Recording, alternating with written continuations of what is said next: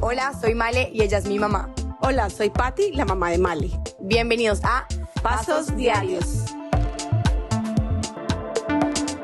Bienvenidos a otro capítulo de Pasos Diarios. Seguimos festejando nuestro primer año de aniversario de este podcast tan espectacular que tenemos con mi mamá y queremos hacer esta dinámica con invitados en esta nueva temporada, invitados que vale la pena escucharlos, escuchar su historia, que nos motivan y nos inspiran, y hoy estoy muy feliz y emocionada de contarles y presentarles a nuestra invitada que admiro profundamente, Emilia Restrepo. Buenas, ¿cómo están? Bienvenidos a otro episodio de Pasos Diarios. Como dice Male, un año de nuestro podcast, y qué mejor regalo para todos nuestros seguidores y para nosotros que estar en el CESA, la Universidad de Male, y una universidad a la que admiramos profundamente, y estar con la rectora, una mujer joven, exitosa, linda, o sea, qué mejor. Bueno, pues de verdad que qué delicia invitación. Mil gracias. Estoy feliz de poder estar con ustedes. Male, bienvenida a tu casa una vez más. El CESA siempre va a ser ese lugar al que vas a poder volver. Y de verdad que tal vez una de las cosas que más me emociona es esta belleza de madre e hija. Yo tengo una hija y creo que esta unión que ustedes han logrado, trabajar juntas, construir juntas, pues esto es un sueño de cualquier mamá. Así es que qué delicia. Así es, y yo decía, siempre hay un dicho que dicen, uno siempre vuelve a donde fue feliz. Y hoy llegando decía, ese dicho de verdad nunca lo había sentido tan real, porque yo fui infinitamente feliz en mi universidad. Dándoles contexto, yo me gradué de administradora de empresas de acá del CESA, y estamos aquí con la rectora de mi universidad, que me graduó hace 1 año y medio, ya me entregaste el diploma, todo. Entonces fue como qué lindo volver a un lugar donde fui infinitamente feliz y poder aprender tanto de ti. Y me acuerdo cómo empezó esta invitación. Nosotros vinimos a la Feria de Emprendimiento porque nos parece pues que es como la maravilla. Teníamos una sobrina que estaba aquí, que está estudiando en el CESA y tenía un emprendimiento, entonces vinimos a apoyarla, y generalmente siempre venimos a estas ferias porque nos parece que es como llenarse de juventud, de machera, de berraquera, digamos. Y entonces Male vio a Emilia y dijo, mamá, esa es la rectora, no puede ser. Tengo que, o sea, ella era como una aparición, y ella dijo, la quiero invitar. Yo, ve, no mamá, pero ¿qué tal? Entonces yo, no, ve, y así arrancaste, ¿no? Sí, así nos acercamos a ti, tú con las manos abiertas, claro que sí, cuadremos fecha y bueno, aquí estamos. Entonces ya para empezar queremos saber un poquito quién es Emilia Restrepo, tu familia, cómo te educaron, valores. Bueno, pues eso es nada más difícil que decir quién es Emilia Restrepo o que hablar de uno mismo. Yo vengo de una familia tradicional, bogotana, con unas raíces como de todas partes, y tal vez eso ha hecho que mi forma de ser tenga como, sea, una cantidad de variedad de colores y sabores, porque si bien es una familia muy bogotana, y yo creo que mis bisabuelos, tatarabuelos, todos nacieron ya en Bogotá, tengo sangre samaria, tengo sangre santanderiana, tengo sangre opita, tengo sangre boyacense. O sea, esto es una explosión de colores y sabores que al final, pues sí, es todo Colombia, y generan y crean lo que es Emilia Restrepo. Vengo de unos padres, mi padre ingeniero, empresario, una firma de interventoría, de consultoría de interventoría que tiene más de 75 años, que hoy maneja mi hermano. Mi madre, una ama de casa, pero yo creo que ella, yo siempre digo que nació un poco antes de su tiempo, una mujer brillante, lindísima, inteligentísima. Estudió filosofía y letras en la Universidad de los Andes, yo creo que de las primeras mujeres que estudió, de una familia muy conservadora, pero yo creo que ella era una mujer con una capacidad, con una inteligencia, brillantez impresionante.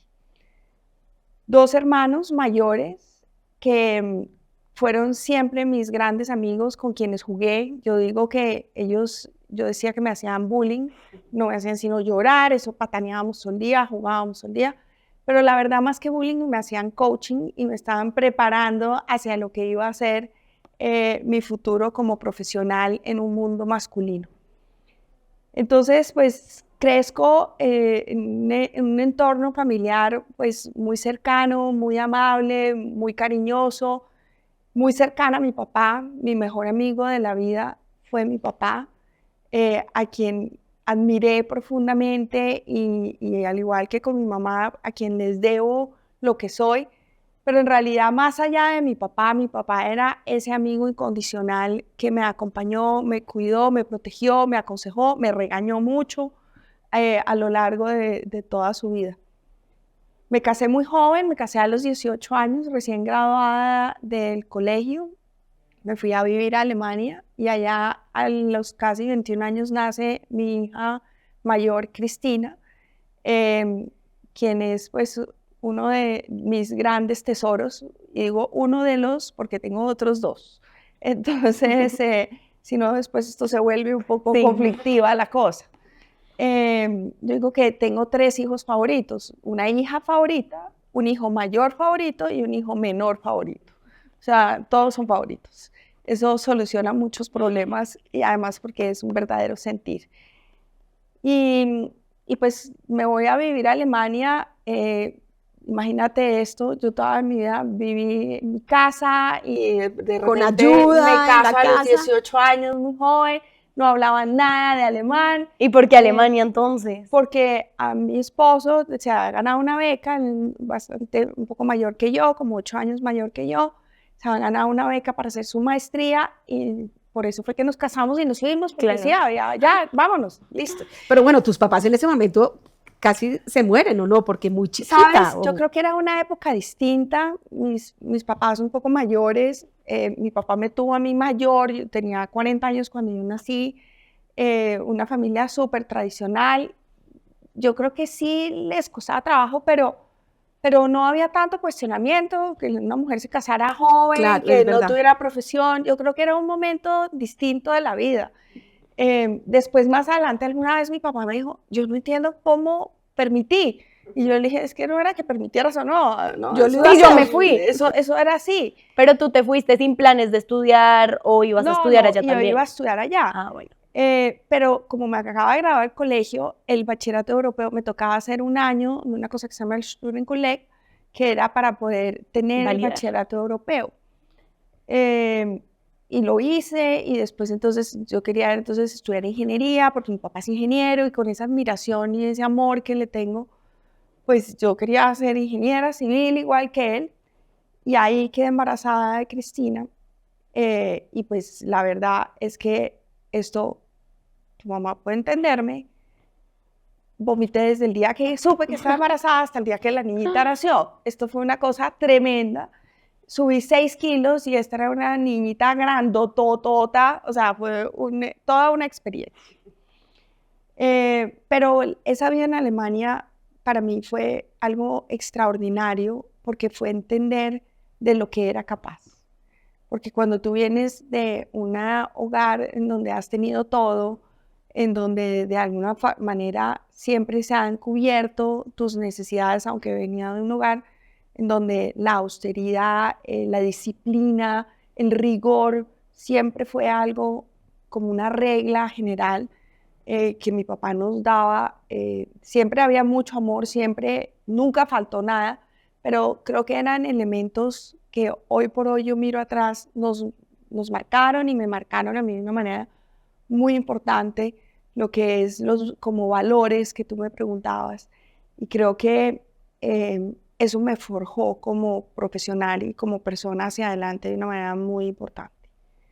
Entonces, pues ya nace Cristina, volvemos a Colombia. Aprendes alemán. Aprendo Perfecto, alemán, eso sí es un plus.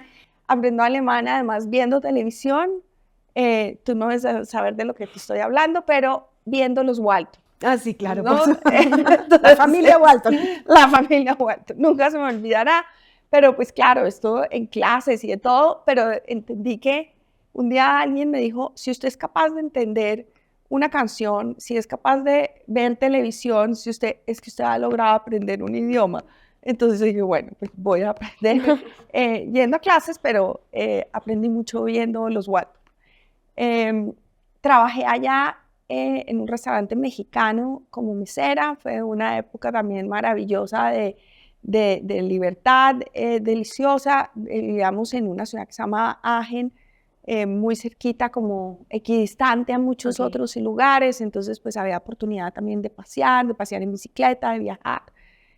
Fue una época bien interesante. Cuando vuelvo a Colombia, muy rápidamente digo, bueno, voy a estudiar. Y mi papá me dice, ¿pero para qué? Fíjate, es que es era Otra otra época. mentalidad, pero ¿para qué si usted ya está casada, ya tiene una hija? Sí, el deber ser es ser mamá y ya. Sí, es que ni siquiera es que era el deber ser, es que eso ni se cuestionaba, Claro. ¿no? Eso ni se pensaba. Y yo lo miré con cara, siempre he tenido un poquito de rebeldía, quitemos la palabra poquito. Y yo como diciéndole, ¿de qué me estás hablando? Claro que voy a estudiar. Él muy amoroso me dijo que pues que me iba a apoyar. Em, y dije, bueno, pues ingeniería no voy a poder ser, pero ¿qué quiero ser? Y ahí conozco el CESA. Y me pasa un poco como tú. Yo le debo mi carrera entera al CESA. Y entro a estudiar al CESA con una hija, tenía 23, 24 años casi, con una hija. Yo creo que soy de las pocas estudiantes que hicieron su carrera y que han pasado por el CESA en pregrado, que han sido mamás. En ese momento había otra. Pero yo creo que no debemos de ser, si acaso 10. Y entré al CESA y me encuentro en un mundo fantástico, con compañeros fantásticos, un poquito menores que yo, unos 3 años Claro. menores que yo. Y empiezo a estudiar mucho, porque pues llevaba 3 años, digamos, Sin sin estudiar, estudiar realmente formalmente. formalmente. Y además con una chiquita a la que le daba fiebre, a la que pues había que pararle bolas, a la que entonces era... y ahí me encuentro con un ser maravilloso, que es el doctor Marco Fidel Rocha, rector del CESA por más de 30 años, a quien quiero, admiro profundamente y quien me acompañó en todo ese proceso. Y yo a veces me levanto y entro al CESA hoy en día y como que le pido a la vida que me ayude a medio caber en los zapatos de una persona como el doctor Rocha, a poder tener el buen juicio, buen criterio de todo lo que él ha hecho, porque a lo largo de estos 30 años me he encontrado con historias como la mía, no sabes cuántas. Y ese es el verdadero legado que como rector puede uno dejar. Y ese fue mi rector, a quien hoy quiero, admiro profundamente y le tengo un gran cariño y tengo la fortuna de tener en mi vida de manera muy cercana también. Es un buen consejero, es un buen amigo y a quien recurro con mucha frecuencia para oír su opinión sobre muchos temas. Allí pues fue duro por todo esto que les cuento, Claro. además porque yo en esa tenacidad mía, pues me decían, usted no tiene afán, coja medio semestre, la mitad de las materias, y yo sí, el semestre entrante, les prometo que cojo en la mitad porque esto era el estrés, y me encontraba con el doctor Rocha y me decía, ¿y cuántas materias matriculaste? Y yo, todas. Me decía, esto no puede ser, o sea, tremendo. Entonces, pues, la verdad es un momento bien difícil Pero ahí vivías con tu esposo o con tus papás. con mi esposo. No, yo no volví a vivir con mis papás nunca. Yo salí de mi casa a los 18 años. Cuando estaba en tercer semestre pasa algo triste y es que tomamos la decisión de divorciarnos. Fue un momento muy difícil. Yo no hacía sino llorar y fui donde el doctor Rocha y le dije pues, que yo me iba a retirar un semestre en la universidad porque pues, la verdad no podía ni estudiar. Y me contestó, no te vas a retirar. Si tú te retiras, yo no te vuelvo a recibir. Si tú pierdes el semestre, yo te lo dejo repetir. Porque en estos momentos el ocio no es un buen compañero. Y fíjate cómo el CESA fue más allá de solamente lo académico y esa es como esa verdadera sensación de lo que me alegra tanto cuando tú dices, es que esta es mi casa y yo regreso a mi casa y yo te digo, este es un lugar seguro porque eso es lo que esperamos. Entonces, sigo adelante, me gradúo y cuando me gradúo pasa algo bien interesante y es que yo tenía clarísimo que yo lo que quería era, en ese entonces no hablábamos de emprendimiento, hablábamos de ser independiente o hablábamos de ser empresarios. Yo vengo de una familia empresaria, por padre y madre, y pues yo sabía que eso era lo que yo quería. Mientras todos mis compañeros decían, oiga, yo voy a hacer la práctica en el Banco Bogotá o en el Banco Colombia o en Postobón o en Coca-Cola, yo decía, ¿será que pongo una fábrica de tortas de chocolate o vendo llantas o qué hago? O sea, el alma de emprendedora siempre lo tuviste. Hace parte de mi ADN. En las venas. Y también del CESA, ¿o no? Claro, Uno tiene... es que lo que me pasó fue eso, estaba en mi ADN y jamás olvidaré en esa charla de inducción que nos dio el doctor Rocha, hubo dos cosas que me llamaron poderosamente la atención. La primera es que habló sobre el emprendimiento, habló sobre aquí formamos a los líderes empresarios del futuro. Y yo decía, yo quiero ser uno de esos líderes, entendiéndolo siempre como desde la creación de empresa, como lo entendí yo en ese momento. Y lo otro que dijo es, miren a su alrededor, porque aquí van a estar o sus parejas de vida o sus socios. Ahí sí se equivocó conmigo. Pero la verdad son dos mensajes muy poderosos que el doctor Rocha mandó en esa inducción que jamás se me va a olvidar. Y pues claro, a una persona con esa rebeldía, si lo quieres ver así, con esa visión siempre como de querer más y de aprender y de estar un paso adelante, pues la verdad es que era el lugar correcto para estar. Ahí estoy en proceso de volverme a casar cuando me graduó. Mi esposo venía de estudiar en Washington Ingeniería de Operaciones y él me dice, oiga, el verdadero visionario fue él. Él me dice, hay una cosa que se llama Internet, esto es el año 94, que va a revolucionar el mundo. Y yo digo, pues, tortas de chocolate, fábrica de llantas, o esa cosa que va a revolucionar el mundo suena como más emocionante. Y digo, bueno, vamos a revolucionar el mundo. Y ahí empezamos, creamos una compañía que se llama Indexcall, que fue la primera consultora digital de este país y de las primeras en Latinoamérica.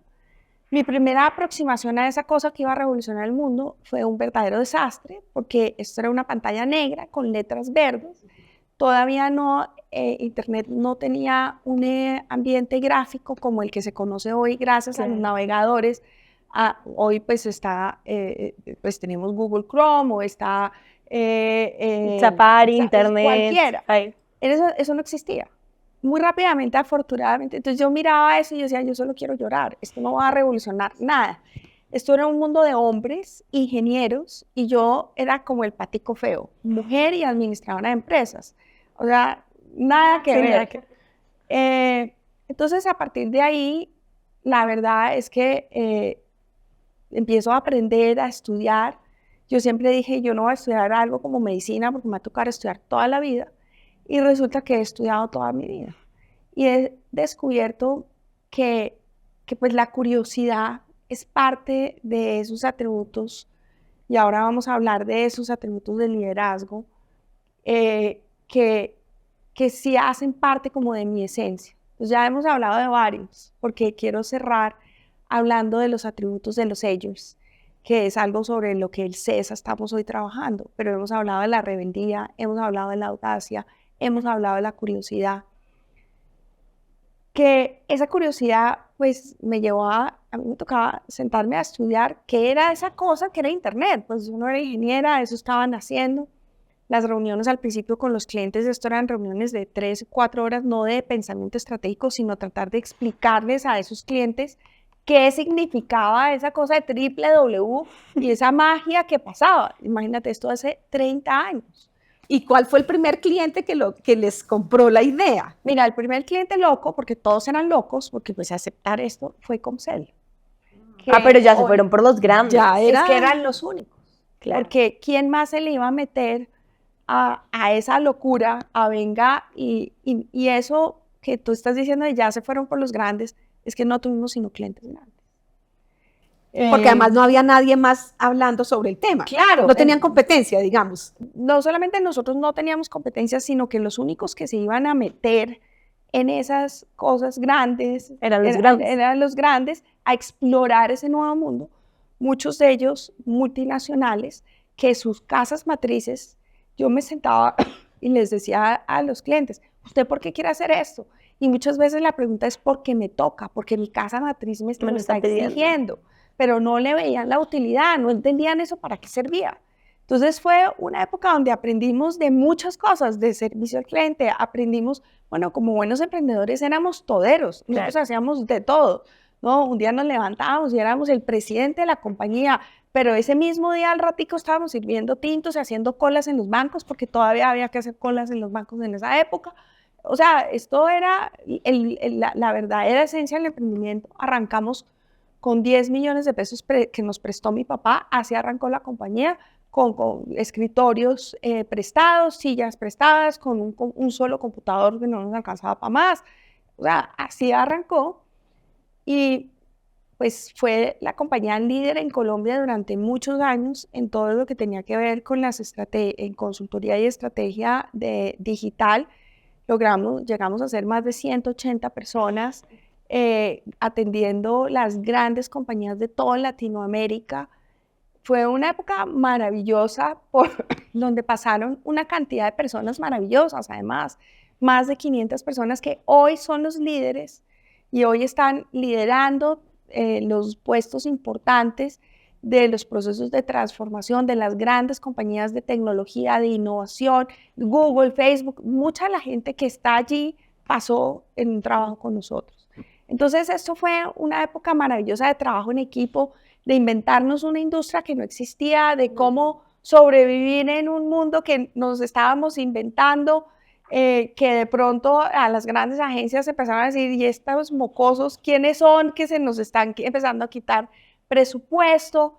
Fue una época maravillosa, ¿sabes? Yo he tenido una fortuna y es que yo digo que yo nunca he trabajado, porque he tenido la fortuna de siempre trabajar en lo que me fascina.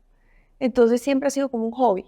Entonces me dicen, es que usted es una workaholic, y yo, pues no, lo que pasa es que pues a usted le fascina ir al gimnasio y le dedica horas al gimnasio. Yo le dedico horas a mi trabajo. Y esto combinado, y tu mamá que también es una gran profesional, combinado con la crianza, pues es muy exigente, pero también es una cosa maravillosa.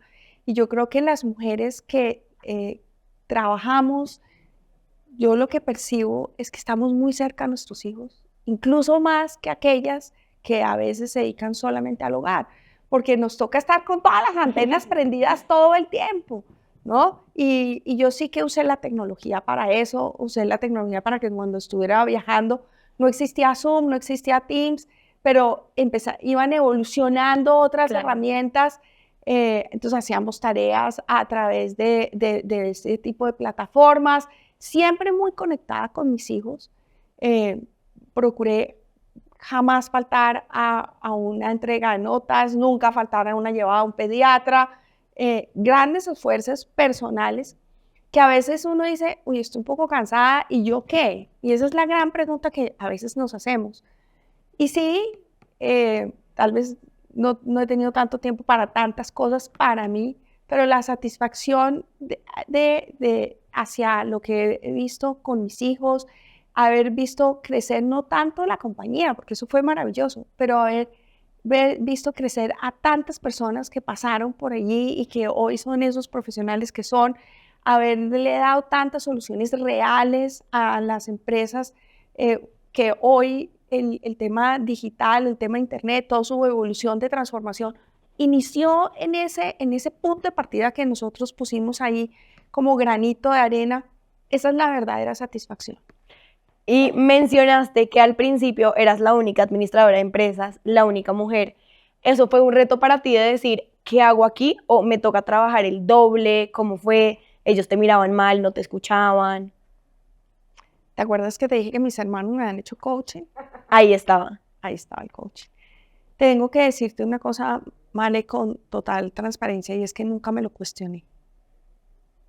Tal vez soy una de buenas, y tengo que decir que fui una de buenas. Nunca me lo cuestioné en su momento. Yo nunca me sentí en un mundo en donde yo era diferente. Lo que sí es que sí hizo la diferencia, porque después empezaron a nacer otras compañías, al principio muy formadas por solo ingenieros, que crecieron y les fue bien, pero nosotros liderábamos. Y no solamente porque fuimos los primeros, sino porque nosotros de manera orgánica, natural, se dio ese mundo de la diversidad. Y no solamente la diversidad de género, porque era un hombre y mujer, sino la diversidad en que era un ingeniero y un administrador. Y se dio de manera casi que casual, claro, ¿no? Totalmente orgánica. Pero cuando uno mira atrás, uno dice, miren las lecciones, es que ahí hay un ejemplo de la importancia de la diversidad, ¿no? Bueno, y entonces sigues en transformación digital, pasas por Postobón, pasas por Accenture y súper exitosa. Tus hijos siempre presentes, siempre como la prioridad. ¿Tú cómo crees que te describen tus hijos hoy en día? ¿Tú crees que ellos sienten como que mi mamá me dejó solita un ratico? No. ¿O qué crees? No, yo creo que no. Yo creo, ¿sabes? Un día hablando con uno de ellos, les dije, ¿cómo lo ves? Tú siempre has estado en la justa medida. Claro, esto me lo dijo uno que tiene alma de ingeniero. No es ingeniero, es administrador de empresas, pero tiene alma de ingeniero. Me dijo, tú siempre has estado en la justa medida. Y le dije, explícame eso, ¿qué significa? No, siempre has estado presente en los momentos en que te necesitamos, pero siempre nos has dejado ser. Siempre nos has dado esa posibilidad, de esas alas, de esa autonomía que también los hijos necesitan. Y para mí fue algo muy, muy especial. Y lo otro es, hace 15 días, mi hija Cristina me dije, oye, Cris, es que tú eres una persona muy valiente. De verdad, ¿cómo te felicito? Por algo que pasó. Y le dije, te felicito por tu valentía, y me dice, es que yo aprendí de la mejor. Casi me muero. Esas cosas me hacen sentir que, claro, habrá momentos en que ellos hubieran querido más o que yo hubiera querido más, pero cuando lo veo en el contexto, yo creo que esa parte estuvo bien y que es justo darnos palmaditas, porque no nos las damos y nunca nos vamos a reconocer, pero tal vez en estos últimos años he aprendido que está bien decir que estuvo bien y que eso no es arrogancia. Y yo creo que cuando uno ve tus 3 hijos, digamos, exitosos, sí, cumpliendo sus sueños y todo, dice, el balance es positivo. Así es. ¿Cierto? Bueno, entonces digamos, César. César, ¿cómo llegaste al CESA? ¿Alguna vez te lo soñaste, estudiaste acá, pero dijiste, yo quiero trabajar allá? ¿O cómo te vinculas de ser emprendedora después a trabajar en grandes empresas, a trabajar en una universidad, en la educación? No, nunca me lo soñé. Sí, la verdad, como que toda mi vida ha sido un poco así. Dejo mi empresa, paso al mundo corporativo, tampoco jamás me lo soñé, con miedo, porque pues, ¿cómo voy a entrar a un mundo corporativo si yo soy empresaria, emprendedora? Y entendí una cosa valiosísima que es parte de lo que nos forman aquí en el CESA, y es esa mentalidad emprendedora. Y es que la mentalidad emprendedora no solamente es para emprender. Emprender significa iniciar algo. La capacidad de esa mentalidad emprendedora tiene que ver con ese un poquito de rebeldía, con esa audacia, con esa capacidad de innovación, con ese pensamiento estratégico. Tiene que ver con esa capacidad de generar empatía, y eso es el tipo de atributos que hoy las empresas, las grandes corporaciones están buscando también. Es aquel que trabaja de una manera que tiene autonomía, que quiere trabajar en equipo, que yo no sé trabajar sola, yo no sé sino trabajar en equipo. Entonces, pues la verdad es que jamás me lo soñé. estaba en un momento en donde estaba en Accenture, paso de postón de liderar toda la planeación y puesta en marcha de la transformación digital de Postobón. De allí paso a trabajar en la práctica de transformación digital en Accenture. Y estando allí, un día me dicen, yo hacía parte yo soy miembro de varias juntas directivas de las grandes empresas del país y era miembro de la junta directiva del CESA. En ese momento renuncia Henry Bradford y estaba como miembro de junta del CESA. Bueno, pues tenemos que empezar en un proceso de búsqueda de rector. ¿Alguien le gustaría postularse? Todos decimos que no hay Ningún interés. a nadie se nos pasa por la cabeza. Yo tomo la decisión de salir de Accenture en septiembre. Yo ya había dicho desde abril que trabajaba hasta septiembre en Accenture. Y la razón era porque me quería dedicar a mis juntas directivas, por estar más con mi familia. Y además mi papá tenía 93 años y quería gozarme un poco más de mi papá. Entonces les ha dicho que los acompañaba hasta finales de septiembre. Mi papá muere el 21 de septiembre y yo igual tomo la decisión de echar para adelante, voy a hacer consultoría. Tenía una oportunidad, una propuesta de trabajo muy importante para acompañar a un grupo económico muy grande en un proceso de transformación que estaba haciendo, acompañarlo en ese proceso de transformación, mis juntas como consultoría, mis juntas directivas, dedicarme a mi marido, era como el mundo perfecto, ¿no? Delicioso. Cuando me llama un compañero de una persona, miembro de la junta directiva del CESA, y me dice que han postulado mi nombre a la rectoría. Yo estaba en Nueva York en ese momento, digo, ¿de qué me estás hablando? Y me dice, sí, y ¿sabes por qué no lo piensas? Entonces le dije, ok, pero yo no sé nada de educación. Me dijo, sí, pero tú sabes que lo que queremos es hacer un proceso de transformación, porque pues el sector de la educación no se salva de todo lo que está pasando y hay que iniciar un proceso de transformación.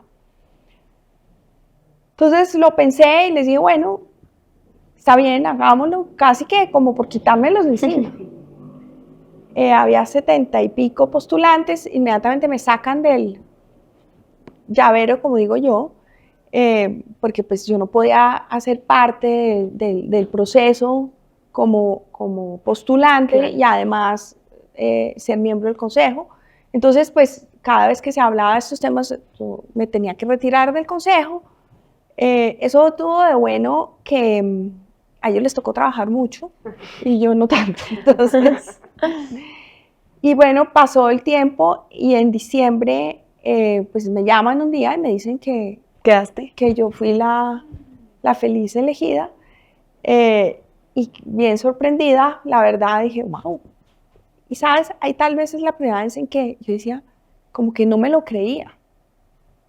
Y esa pregunta que tú me decías, ahí es cuando uno no sé si por mujer o porque decía, si yo no sé nada de educación, pero eres líder. Pero aquí estoy. Y feliz. Sí, ha sido un reto muy interesante, he estado muy contenta, ha sido muy complejo.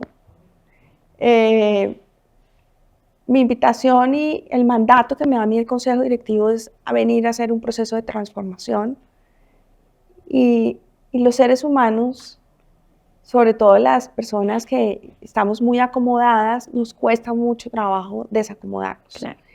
Y cuando tú haces un proceso de transformación, está clarísimo que la invitación es a salir de la zona de confort. Y pues eso genera toda clase de sensaciones. Parte de la tarea es acompañar a las personas en ese proceso. Entonces, bueno, ahí vamos. Pero todo te va llevando a lo que realmente llegaste a hacer al CESA. Transformación, empezaste con transformación digital, llegaste en un momento de pandemia en el que todas las clases eran virtuales, más tecnología, incorporar todo eso.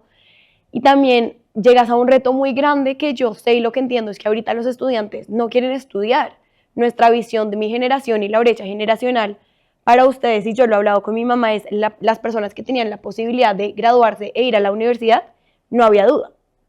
Era el deber ser de, tengo las posibilidades, voy a la universidad. Ahorita, si uno tenga las posibilidades, lo piensa 2 veces y dice, ¿será que si invierto toda esa plata, ese tiempo, vale la pena tener una carrera, un posgrado, una maestría? ¿Cómo ha sido de pronto ese reto de incentivar todavía a los estudiantes a aplicar, estudiar? Y ahora, perdóname, y ahora vemos que muchas universidades como que se anuncian diciendo matrículas tenemos, vengan estudiantes, y antes al revés era como que 1000 estudiantes por 100 cupos. Así es. Yo creo que hay 2 fenómenos. En Colombia todo ese fenómeno de que no quieren estudiar está empezando a suceder, pero no es el porcentaje importante. Lo que sí está pasando es que tenemos una disminución importante en la tasa de natalidad, en cuántas personas están naciendo que van a necesitar estudio. El problema mayor hoy lo tienen los colegios. Si ustedes ven colegios que tradicionalmente nunca habían hecho publicidad, nunca habían salido a nada, están saliendo a anunciar, a decir, vengan, buscando distintas estrategias, y es porque no hay niñitos, y eso nos va a llegar a nosotros. Y ya empezó, y eso empezó hace más de 10, 15 años. Ya la disminución, y eso no es un problema de Colombia, es un problema del mundo entero. Entonces, ¿por qué crees que las universidades españolas, las universidades americanas están viniendo a Latinoamérica a buscar estudiantes, a ofrecerles toda clase de becas y beneficios? Porque allá tampoco están teniendo estudiantes. Entonces, y a eso súmale que los individuos hoy tenemos unas necesidades, unos intereses distintos. Entonces, todo eso nos está llevando a un concepto que todas las universidades, todo el mundo de la educación se está dirigiendo, que es la formación a lo largo de la vida.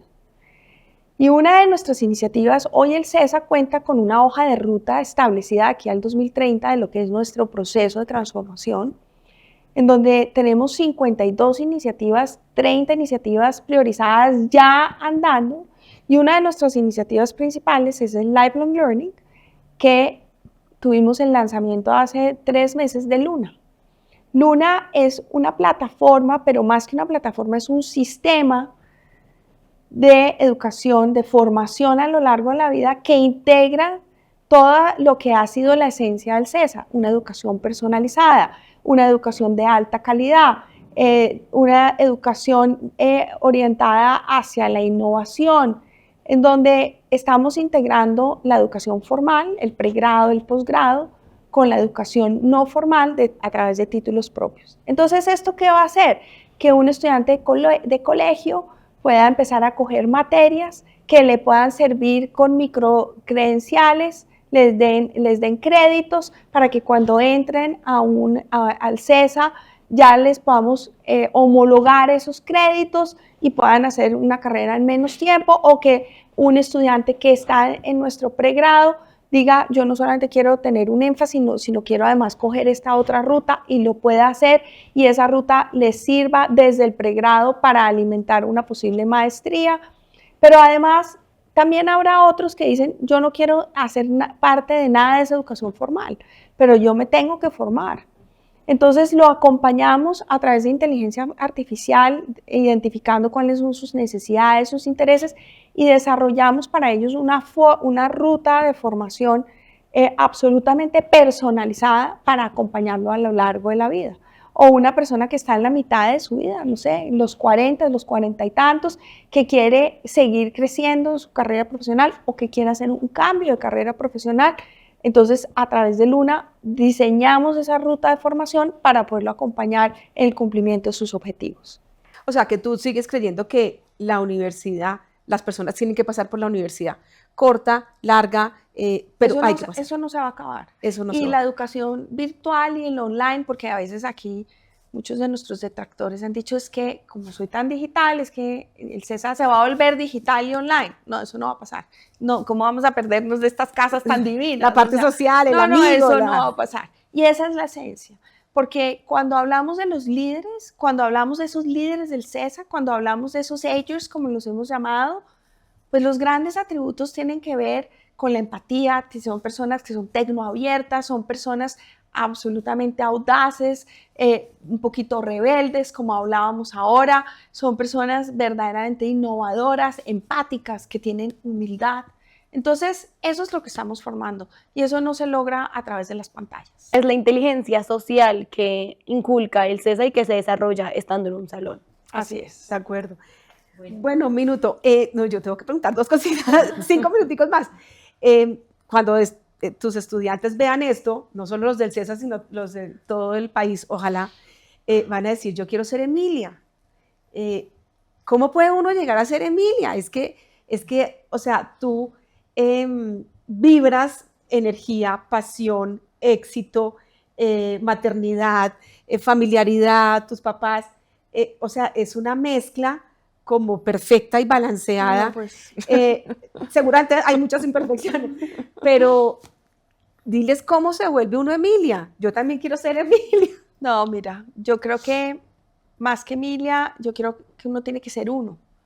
Y tal vez el mensaje es que uno no puede traicionar su esencia. Uno tiene que saber uno quién es y luchar con todas las fuerzas por no traicionar esa esencia, por cumplir con esos sueños, por trabajar por lo que uno verdaderamente cree, por no tener miedo a equivocarse, porque nos vamos a equivocar.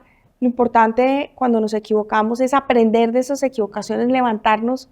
Yo soy equitadora y los que montamos a caballo sabemos, siempre tenemos certeza de una cosa al montar a caballo, y es que nos vamos a caer. Entonces, pues nos toca, y que si queremos seguir montando a caballo, pues nos toca pararnos y volvernos a subir al caballo. Entonces, yo creo que aquí hay elementos de disciplina, aquí hay elementos, he sido una privilegiada, yo no voy a decir que no, rodeada de cariño, de familia, pero también me ha tocado muy duro y he tenido momentos en donde he tenido que coger todos esos valores, ser muy resiliente y pararme y volverme a subir al caballo. Pero sobre todo, tal vez el mensaje más importante es no podemos traicionar nuestra esencia y tomar las decisiones por las razones correctas. Tú nos decías algo de liderazgo, que habían unos tips de liderazgo, innovación, curiosidad. Si quieres, cerremos con eso. Sí, yo creo que esos atributos del liderazgo que queremos desarrollar en el CESA, que los hemos enmarcado en un concepto que se llama los agers, que son esas personas que viven al límite de alguna manera, pues son la innovación, son personas tecnoabiertas, son personas curiosas que están en permanente aprendizaje, son personas que definitivamente tienen mucho de audaz, de rebelde, pero también son personas humildes, empáticas, que saben ponerse en los zapatos del otro, entender las circunstancias. Y ese es el tipo de líder que en el CESA queremos formar, que estamos formando, que a lo largo de estos 50 años, porque bueno, estamos cumpliendo 50 años, que a lo largo de estos 50 años, pues aquí hay 2 ejemplos y yo estoy segura que muchos van a querer no ser Emilia, van a querer ser Mali. Ojalá algún día pueda decir, volví a mi casa para otra cosa, pero bueno, qué rico estar acá, que de verdad, qué fortuna inspirarnos tanto, ojalá haya otra segunda oportunidad para responder muchas preguntas que estoy segura que se van a surgir a raíz de tu historia y todo lo que nos contaste, y yo creo que mejor manera no pudiste cerrar. No, muchas gracias, gracias por la invitación, qué placer tenerlas acá y como les digo, esto es su casa. Bueno, mil gracias. Esto es una cosa absolutamente inspiradora. Esperemos otro episodio con la rectora del CESA en algún momento y mil gracias. Nos vemos en el próximo capítulo de Pasos Diarios.